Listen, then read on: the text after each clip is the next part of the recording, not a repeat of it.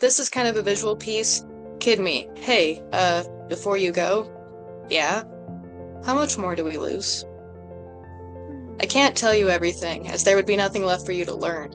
We lose a lot. But we also gain more than we lose.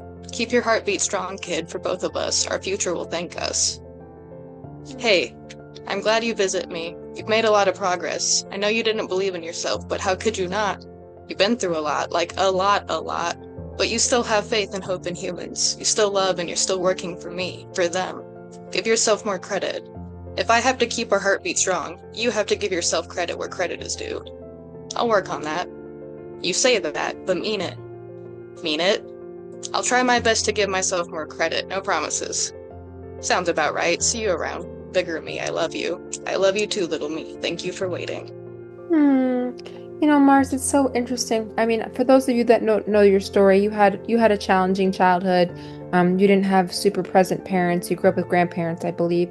And there was just a lot of challenges that you've had to overcome. And that letter feels like, or that poem, you are able to be the adult parent and presence. You give your child self that presence that you needed. I would say the thing I love about you the most is your strength and the fact that you continue to tell yourself that you're going to be the one that's going to win. Like you are the stronger one. Do you remember me? I harbor innocence and imagination. The thought of even kissing the person I like is enough to send shivers up my spine. I wish you would have slowed down in that area. I get it that things happened to you that made you bitter, scared, and angry. You didn't have to be so easy, though. No one will respect you if you don't respect yourself. You aren't a sex icon. You're horny because you do drugs, and you became a hooker because you're poor and sick of living on the street. Just because you made a lot of money, it doesn't restore your dignity. Do you remember me? I'm gentle and forgiving, which is why even though I don't understand what you've done, I will still forgive you, someday. You've come this far and you haven't given up, so you should be proud of that. The world has become an ugly and evil place, I guess, especially in the life you got wrapped up in. I'm sorry. I'm sorry that I rushed you, and I'm sorry that I didn't teach you to love yourself better.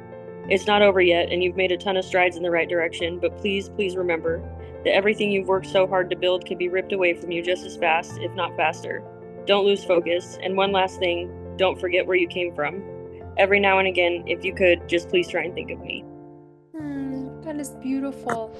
Kendra, I loved everything about your story. I feel like you were telling my story. I too, I'm a recovering addict as well.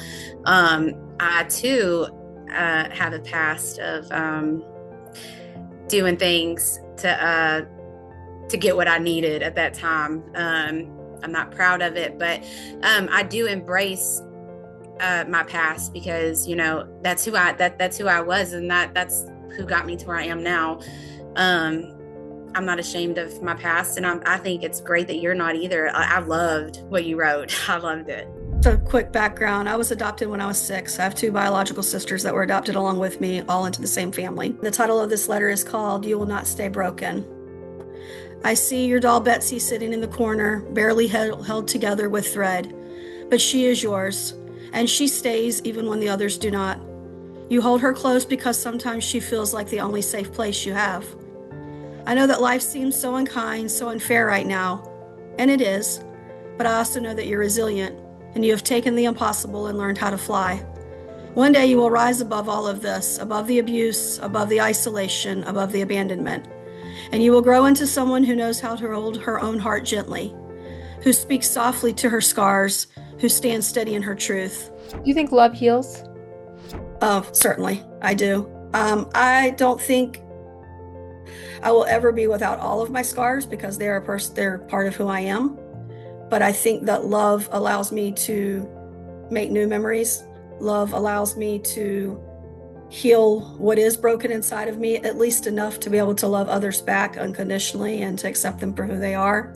As Lauren has mentioned, I was raised by my grandparents. It was through a state adoption through state of Arizona when I was around 6 years old.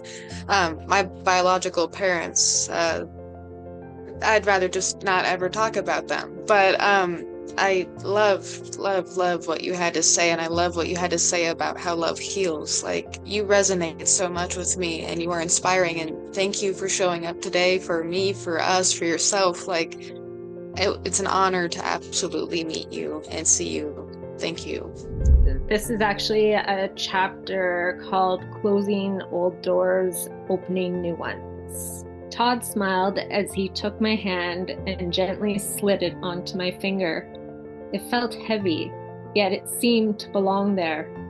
I leaned in and kissed him, then wrapped my arms around his neck and held him close.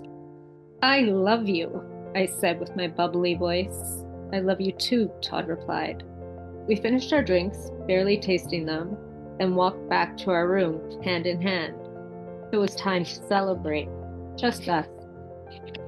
Over the past 9 months, the doors of opportunity that were offered to me have changed from a choice of a forced marriage, from a high school dropout to a master's degree graduate. My dreams of various future employment opportunities once held vast potential. But now, multiple sclerosis has opened doors I never intended to unlock. I love that you found your peace in your person, because I similarly did too. One of the key things that stood out to me, I think JR said it, is about your scar tissue became your roadmap.